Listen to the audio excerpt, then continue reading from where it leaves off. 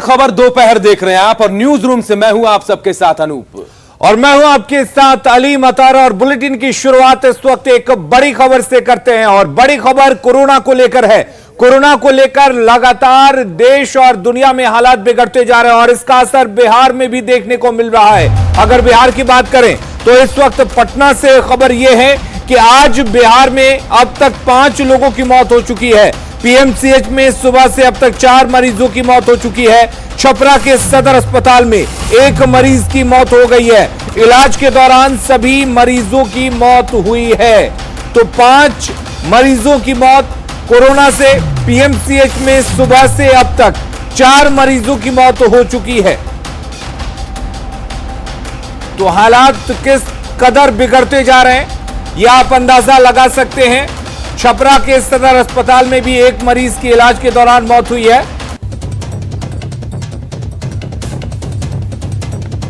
तो पीएमसीएच में सुबह से अब तक 4 मरीजों की मौत और छपरा सदर अस्पताल में 1 मरीज की मौत। हमारे साथ रजनीश जुड़े हुए इस खबर पर ज्यादा जानकारी के लिए।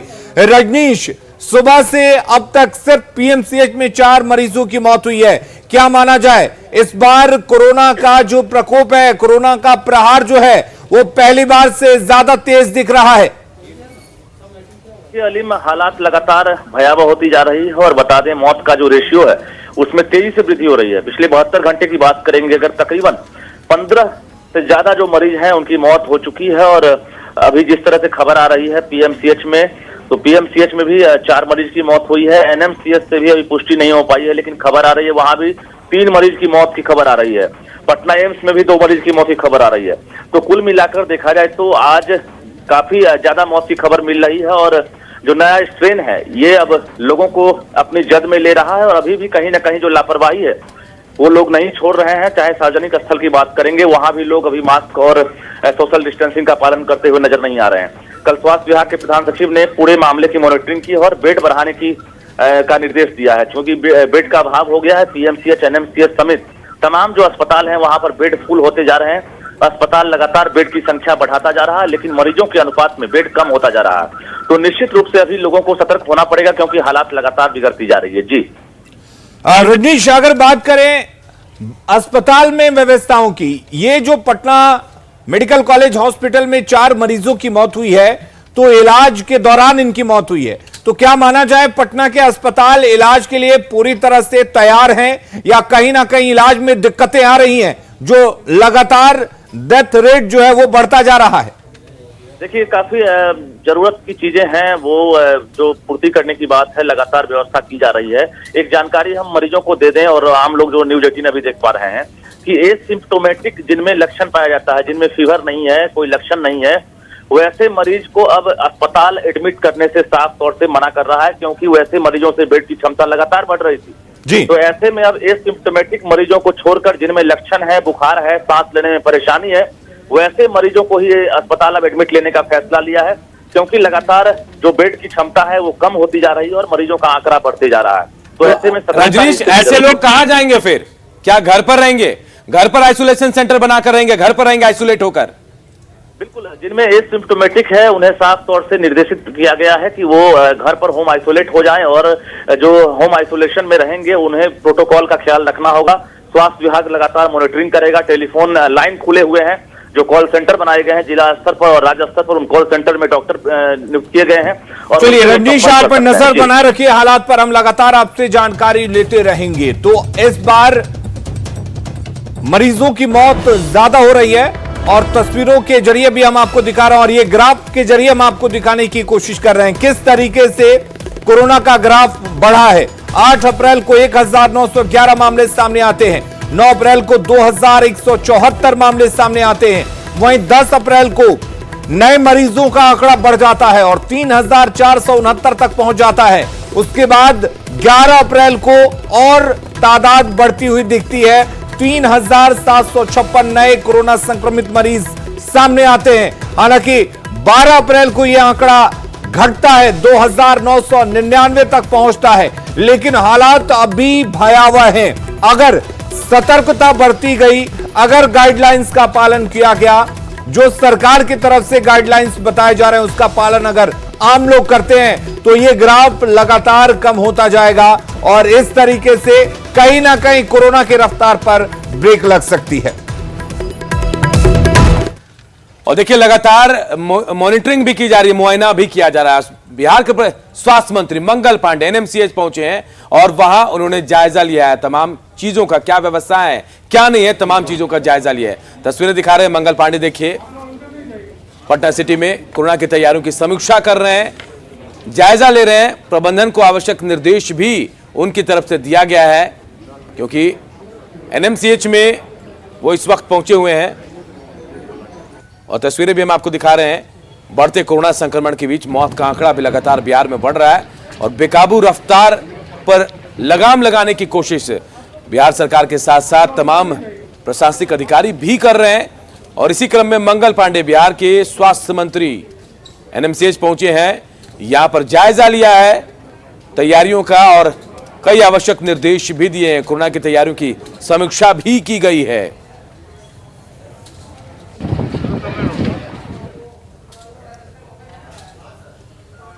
तो बिल्कुल बिहार सरकार की तरफ से पूरी तरह से मॉनिटरिंग की जा रही है और इस वक्त कोरोना को कैसे रोका जाए, कैसे कम से कम लोग इससे ग्रसित हो, इससे संक्रमण ना फैले, इसको लेकर कोरोना का टीकाकरण भी बड़े पैमाने पर किया जा रहा है। और कोरोना का टीकाकरण जहां जहां चल रहा है वहां वहां मॉनिटरिंग सही तरीके से की जा रही है। आपको बता दें कि बड़ी संख्या में लोग टीका लेने के लिए अस्पतालों तक, टीकाकरण केंद्र तक पहुंच रहे हैं और कुछ टीका केंद्रों पर टीके की कमी की बात भी सामने आई थी, जिसे केंद्रीय स्वास्थ्य और परिवार कल्याण मंत्री ने दूर कर दिया है। आज बिहार को 5 लाख टीका उपलब्ध हो जाएगा। पटना के आयकर गोलंबर स्थित गार्डियन अस्पताल स्थित टीका केंद्र का जायजा लिया न्यूज 18 संवाददाता अमित कुमार ने। बिहार में कोरोना टीका उत्सव जो है वो पूरे जोरों पे है और कोरोना टीका को लेकर के जो कमी थी उसे दूर करने के लिए जो है केंद्र सरकार ने बिहार को आज 5 लाख टीका जो है वो उपलब्ध करा रही है। और इसको लेकर के जो परिवार कल्याण मंत्री हैं, केंद्रीय स्वास्थ्य व परिवार कल्याण मंत्री, उन्होंने 5 लाख टीका देने की मंजूरी जो है वो सोमवार के देर शाम बिहार के लिए की थी और उसके तहत जो है आज बिहार को 5 लाख कोविड टीका जो है वो मिलेगा। और यहाँ आप देख सकते हैं कि जो कोरोना टीका उत्सव है उसको जो है सफल करने के लिए बड़ी संख्या में जो लोग हैं वो टीकाकरण कराने के लिए यहाँ पे आए हुए हैं। तो यहाँ आप देख सकते हैं कि कितनी बड़ी तादाद जो है वो लोगों की यहाँ पे उपस्थित है। लोग जो हैं वो टीकाकरण कराने के लिए आए हैं। यहाँ 9 बजे जो है वो ये टीकाकरण जो है वो शुरू होता है और उससे पहले ही जो लोग हैं वो यहाँ आने शुरू हो जाते हैं और अब जाकर के कोरोना का टीकाकरण जो है वो चल रहा है। लगातार जो लोग हैं वो अपनी बारी जब उनकी आ रही है, चूंकि पोर्टल के माध्यम से ही जो है रजिस्ट्रेशन होता है और उसी के तहत यहाँ पे टीकाकरण जो है वो किया जाता है लोगों का। तो यहाँ लोग भी आए हैं, टीकाकरण करवाने आए हैं। कुछ लोगों से भी हम बात करते हैं। ये बताइएगा कि टीकाकरण जो है वो हो रहा है, कितना महत्वपूर्ण है ये और जो कमी थी वो केंद्र सरकार ने टीका की दूर की? नहीं, यहाँ तो बहुत सुचारू रूप से हो रहा है टीकाकरण। अब दूसरा डोज लगाने के लिए हम लोग आए हैं। पहला डोज 13 मार्च को लगाए थे, अब फिर 13 अप्रैल को आए और उम्मीद है कि आज भी अच्छे ढंग से हम लोगों को टीका लगेगा। क्या नाम है? मेरा नाम आनंद प्रसाद। आनंद प्रसाद जी हैं, बता रहे हैं कि इन्होंने पहला डोज 13 मार्च को लगाया था, 13 अप्रैल को ये दूसरा डोज लगवाने आए हैं। पूरा हुआ नहीं लेकिन ऑफलाइन? हाँ, आए हैं ऑफलाइन आए। ऑनलाइन रजिस्ट्रेशन तब पर्पस पूरा नहीं ना होगा सर। व्यवस्थाएं बाकी चीजों की है वो नहीं, ठीक है, व्यवस्था तो है ही, कुर्सी लगी हुई है, हम लोग बैठे हुए हैं। हम लोग, मेरा नाम राजू कुमार है, हम एडवोकेट हैं पटना हाई कोर्ट के। पटना हाई कोर्ट के एडवोकेट हैं और यहाँ पे जो है टीकाकरण करवाने ये तमाम लोग आए हैं और इन लोगों का कहना है कि जो व्यवस्था केंद्र सरकार की तरफ से दी गई और जिस तरह से राज्य सरकार का सहयोग रहा है पूरे टीकाकरण उत्सव में, वो बिल्कुल सराहनीय है और लोग जो हैं वो दूर दराज से यहाँ आकर के टीकाकरण करवा रहे हैं। हालांकि कुछ लोगों का ये भी कहना है कि जो ऑनलाइन सिस्टम जो है पोर्टल का, वो कुछ लोगों के लिए वो सुविधाजनक नहीं रहा, ऑनलाइन रजिस्ट्रेशन नहीं हो पाया, लेकिन ऑफलाइन जो है उन्हें टीकाकरण जो है वो मिल रहा है और सभी जो है टीका उत्सव के तहत जो है यहाँ टीकाकरण करवाने आए हुए हैं। कैमरा पर्सन दीपक के साथ अमित कुमार, न्यूज 18 पटना। और अगली खबर बेगूसराय से, जहां एक शख्स की गोली मारकर हत्या कर दी गई है। मंगलवार को दो लोगों में आपसी विवाद हुआ था, जिसके बाद इस वारदात को अंजाम दिया गया। हालांकि हत्या के बाद नाराज लोगों ने शव को सड़क पर रखकर विरोध भी जताया है, प्रदर्शन किया है। तो देखिए, बेगूसराय के तिगड़ा के गौरा गांव में बलराम ठाकुर के बेटे और विजय पासवान के बेटे के बीच मंगलवार की दोपहर को विवाद हुआ। इसके बाद बलराम ठाकुर अपने कई सहयोगियों के साथ विजय पासवान के मोहल्ले में पहुंचा और वहां अंधाधुंध फायरिंग शुरू कर दी। इसी दरमियान विजय पासवान के पड़ोसी टुनटुन पासवान को गोली लगी, उसकी मौत हो गई। घटना के बाद से गांव में कई थानों की पुलिस कैंप कर रही है। प्रदर्शन में शामिल लोग आरोपियों को कड़ी सजा देने की मांग कर रहे हैं। अब नहीं देखलिए, तकर बाद में हियाँ जाइले गोली मारे ला, तखनी डॉक्टर के मुँह पर 2 गोली मारलक। तकर बाद 2 गोली मारलक, तकर बाद हमें गेलिए छेप जे हमरो लग जाए, तब हमें जाकर छेप के लिए डॉक्टर के बगल में सीधी कनिया कहलकनी हमर गेट बंद कर जा। हम गेट बंद करके ओकरे दोपहर में छिप ले। और अगली खबर नरकटियागंज अनुमंडल से है, जहां पर एक बड़ी लापरवाही देखने को मिली है। दरअसल नरकटियागंज अनुमंडल के लौरिया प्रखंड के मनरेगा कार्यालय के पीछे हजारों की तादाद में यहां पर जॉब कार्ड फेंके हुए मिले हैं और लोगों में इस लापरवाही से काफी ज्यादा गुस्सा है। लोगों ने जिले के डीएम से जांच कराने और कड़ी कार्रवाई की मांग की है। इस मामले में पीओ और बीडीओ की चुप्पी कई सवाल और संदेह पैदा कर रही है। लोग ये जानना चाह रहे हैं कि आखिर किस वजह से कचरे के ढेर में इतने सारे जॉब कार्ड फेंके हुए मिले हैं। तो एक बड़ी लापरवाही से कह सकते हैं। नरकटियागंज अनुमंडल के लौरिया प्रखंड के मनरेगा कार्यालय के पीछे कितने बड़े पैमाने पर जॉब कार्ड को फेंक दिया गया है, मनरेगा जॉब कार्ड को फेंका गया है। अब जब लोगों को यह बात पता चली तो लोग वहां जमा हो गए और उसके बाद लोगों में गुस्सा देखने को मिला। लोगों ने पीओ और बीडीओ से सवाल किए, लेकिन लोगों के इस सवाल पर पीओ और बीडीओ ने चुप्पी साध ली। उसके बाद लोगों ने डीएम से मांग की है कि इस लापरवाही की जांच की जाए कि आखिर क्यों मनरेगा कार्यालय के पीछे इतने बड़े पैमाने पर जॉब कार्ड को फेंक दिया गया है। लोगों में काफी गुस्सा देखा जा रहा है।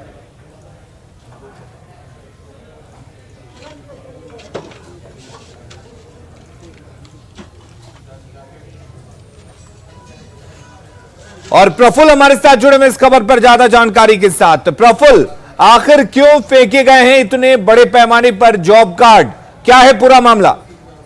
जी, मैं आपको बता दूं कि ये लौरिया प्रखंड कार्यालय है, उसके पास ही इतनी बड़ी संख्या में जॉब कार्ड फेंका गया है। और इस विषय में जब पदाधिकारियों से बात करने की कोशिश की गई तो किसी पदाधिकारी ने कुछ भी बताने में अपनी असमर्थता जाहिर की है कि उनकी जानकारी नहीं है कि इतनी बड़ी संख्या में जॉब कार्ड आखिर क्यों फेंका गया है, कैसा जॉब कार्ड है, इसकी जानकारी और इसकी जो किसी कोई पदाधिकारी इस बारे में कुछ बताना नहीं चाह रहा। लेकिन मनरेगा योजना से जुड़ा हुआ ये जॉब कार्ड है, हजारों लोगों का जॉब कार्ड है। किस परिस्थिति में यहाँ फेंका गया है, इसकी अभी तक जांच भी नहीं शुरू हो सकी है। ये बहुत ही गंभीर मामला है कि इस हालात में जो प्रखंड कार्यालय के पीछे कचरे के ढेर में इस तरह से हजारों की संख्या में जॉब कार्ड को फेंका गया है। पूरे मामले पर नजर बनी हुई है और बड़े पदाधिकारियों से भी संपर्क बात करने की कोशिश मैं कर रहा हूँ कि ताकि समझा जा सके कि किस परिस्थिति में इतनी भारी संख्या में जॉब कार्ड को फेंका गया और क्या ये जॉब कार्ड किसका है, कहाँ के लोग हैं, किन लोगों का ये जॉब कार्ड है। ये कुछ सब कुछ जो बात है वो पदाधिकारी अभी फिलहाल कुछ बताने को तैयार नहीं। चलिए, बहुत बहुत शुक्रिया प्रफुल्ल आपका तमाम जानकारी देने के लिए। और बात आग से मचे तांडव की। गर्मी शुरू होते ही आग का कहर भी शुरू हो गया। जी हां, खबर सिवान के हसनपुरा साई, जहां कचरे से निकली एक चिंगारी में, कचरे में आग लगी थी, उससे एक चिंगारी निकली और गेहूं के बोझे को जलाकर राख कर दिया। 300 बोझे जलकर राख हो गए हैं। ग्रामीणों ने बड़ी मुश्किल से आग पर काबू पाया है।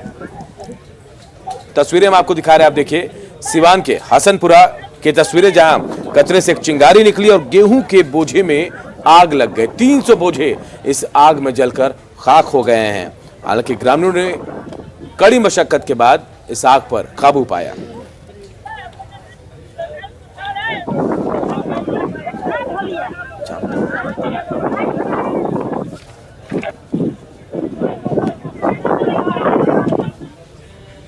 तो गर्मी के शुरू होते ही आगलगी की घटनाएं लगातार बढ़ती जा रही हैं और अगली खबर आपको बता दें मोतिहारी से है, जहां पर शॉर्ट सर्किट की वजह से आग लग गई और इस आगलगी में लाखों का नुकसान हुआ है। दरअसल मोतिहारी के केसरिया में बिजली के शॉर्ट सर्किट से भीषण आग लगी।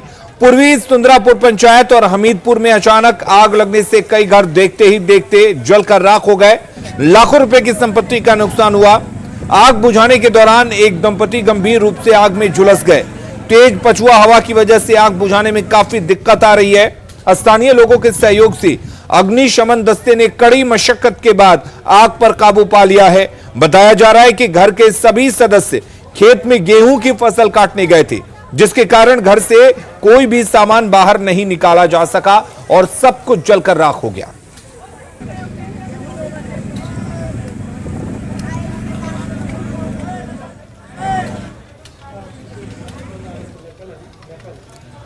इधर शहीद थाना प्रभारी अश्विनी कुमार हत्याकांड को लेकर बड़ा खुलासा हुआ है। न्यूज 18 के पास अश्विनी कुमार हत्याकांड की पोस्टमार्टम रिपोर्ट और एफआईआर की कॉपी आई है, जिसमें साफ साफ लिखा हुआ है कि मस्जिद से बाकायदा अनाउंसमेंट करके भीड़ को वहां बुलाया गया था। 500 से ज्यादा लोग इस भीड़ में मौजूद थे, जो लाठी, रॉड, चाकू समेत कई तरह के हथियारों से लैस थे। हिंसक भीड़ ने पीट पीट कर अश्विनी कुमार की हत्या की। इस मामले में किशनगंज के तत्कालीन अंचल इंस्पेक्टर मनीष कुमार ने प्राथमिकी दर्ज कराई थी। प्राथमिकी में मस्जिद से लाउडस्पीकर के जरिए अनाउंस करने की बात कही गई और अनाउंस करके भीड़ जुटाने का भी जिक्र किया गया। थाना प्रभारी हत्याकांड में 21 नामजद और 500 अज्ञात लोगों के खिलाफ उन्होंने प्राथमिकी दर्ज कराई है। इससे पहले आरोपियों के खिलाफ बंगाल के पंतापाड़ा ओपी में आईपीसी की कई धाराओं में प्राथमिकी दर्ज कराई गई थी।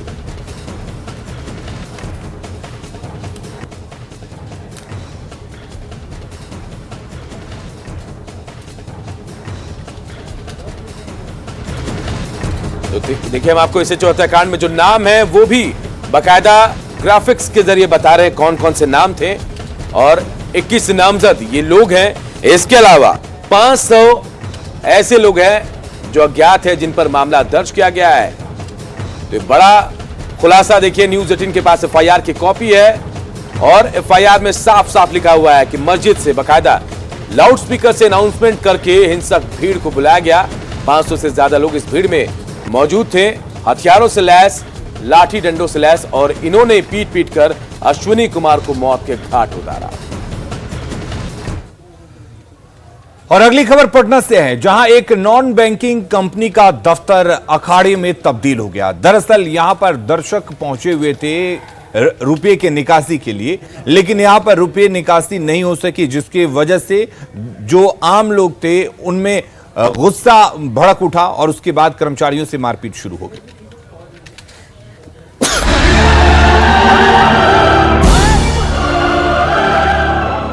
कंकड़बाग में नॉन बैंकिंग कंपनी का दफ्तर रण क्षेत्र बन गया है।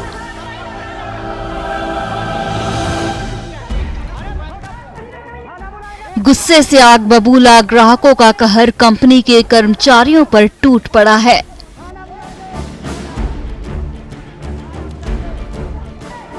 ये देखिए किस तरह से मारपीट हो रही है। रकम नहीं मिलने से नाराज ग्राहक ने अपनी हेलमेट से कंपनी के कर्मचारी पर वार कर दिया, तो वहां मौजूद लोग बीच बचाव करने पहुंच गए, लेकिन नाराज ग्राहकों का गुस्सा कम होने का नाम नहीं ले रहा।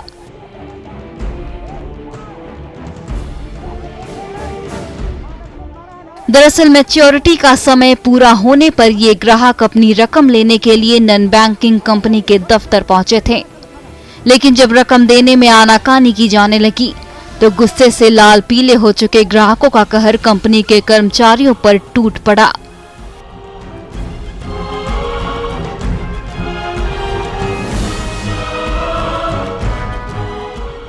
ये देखिए, इस ग्राहक ने अपनी हेलमेट से इस कर्मचारी पर वार कर दिया, तो अगले ही पल गर्दन पकड़ ली।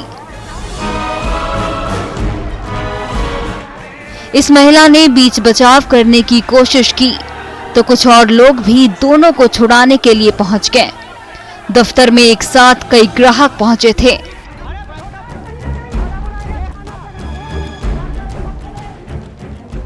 लेकिन रकम मिलने की उम्मीद टूटने पर इन तमाम ग्राहकों का पारा चढ़ गया और उन्होंने आव न देखा ताव कंपनी के कर्मचारियों पर ही सारा गुस्सा निकाल दिया।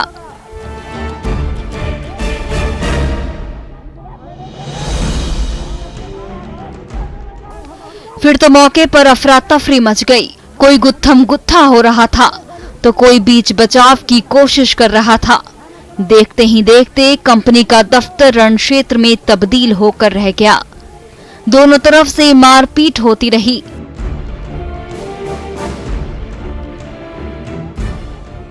कुछ लोग पुलिस बुलाने की बात करने लगे। काफी देर तक वाद विवाद और बवाल के बाद नाराज ग्राहक वापस लौटे। संजय कुमार, न्यूज़ 18 पटना।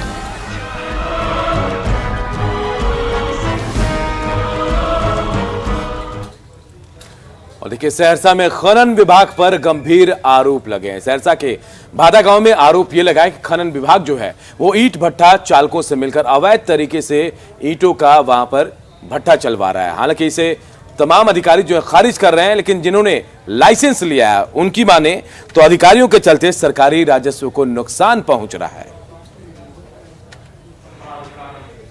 पदाधिकारी और निदेशक के मिलीभगत से भट्ठा पर जो है कब्जा करवा दिया गया। जब मैंने वरीय पदाधिकारियों को इस संबंध में आवेदन दिया तो भट्ठा पर जो है बंद कर 1 साल पूर्व रोक लगाने का आदेश दिया गया, लेकिन जिला पदाधिकारी और खनन पदाधिकारियों की मिलीभगत से आज तक वो भट्ठा अवैध रूप से संचालित है। इन लाइसेंस से पहले इनका फारूक आजम जी के नाम से था और बाद में उनको अपना सीटीओ बनवा लिए, अपना सीटीओ इसी बनवा लिए। बाद में पता चल रहा है, कार्रवाई हो रही, जांच हो रही कि वो गलत था। इसी गलत होने के कारण ही प्रदूषण विभाग इनका सीटीओ को रद्द कर दिया है। कहीं न कहीं तो सर विभागीय मिली भगत के बाद ही जो है इस तरह का काम हुआ होगा। अभी पूरा मामला हमको जानकारी नहीं है फिलहाल, क्योंकि जब से हम आए तब से हम अध्ययन कर रहे हैं, तो जितना कार्रवाई हो कर रहे हैं, बाद में पुलिस को अध्ययन करना होगा। और अब बात करते हैं जामताड़ा की, जहां पर हाथियों का उत्पात लगातार बढ़ता जा रहा है। दरअसल झुंड से बिछड़े हाथी आसपास के ग्रामीण इलाकों में घुस जाते हैं और जमकर उत्पात मचाते हैं। आपको बता दें कि इस दौरान हाथियों का झुंड चालान गांव पहुंच गया और वहां पर एक युवक को कुचलकर मार डाला। मृतक का नाम फुरकान अंसारी है। वहीं बैजनाथ डी गांव में एक महिला को गंभीर रूप से घायल भी कर दिया हाथियों ने, जिसे बेहतर इलाज के लिए धनबाद पीएमसीएच रेफर कर दिया गया। आपको बता दें कि रात के करीब 3 बजे गांव में घुसे जंगली हाथी ने फुरकान पर हमला बोल दिया था और इसी के साथ हाथी ने कई दूसरे घरों को भी क्षतिग्रस्त कर दिया। मौत की जानकारी मिलने के बाद पुलिस मौके पर पहुंची। वहीं वन विभाग को पूरे मामले की जानकारी दे दी गई है। हाथी है, हाथी ने उसको 3 जगह पर उसका जो है दांत जो है उसमें गड़ा दिया, गड़ा करके उसको जान मार दिया। जान मारने के बाद यहाँ जामताड़ा की जिला परिषद आया, आने के वन विभाग भी आया, आके जांच पड़ताल भी किया। एक हाथी के द्वारा समय करीब 2:55 सुबह में एक आदमी को कुचल दिया गया है और उसकी मृत्यु हो चुकी है। अभी आए हुए थे फॉरेस्ट रेंजर लोग और देख के गए हुए हैं। हम यहाँ इंक्वेस्ट तैयार कर रहे हैं, इसके बाद इसको सावगिरह ले जाया जाएगा।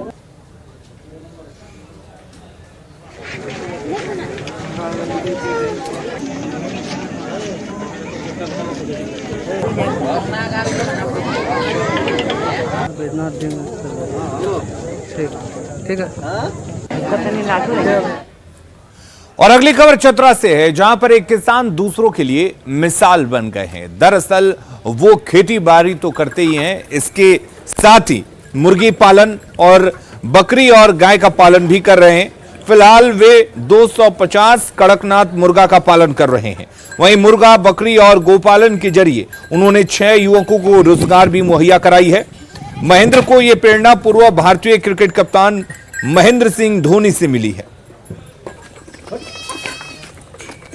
पालन और मुर्गी पालन से बहुत लोगों को यहाँ रोजगार मिल रहा है, और अगर सरकार कुछ और सहायता करे तो और लोगों का रोजगार मिल सकता है।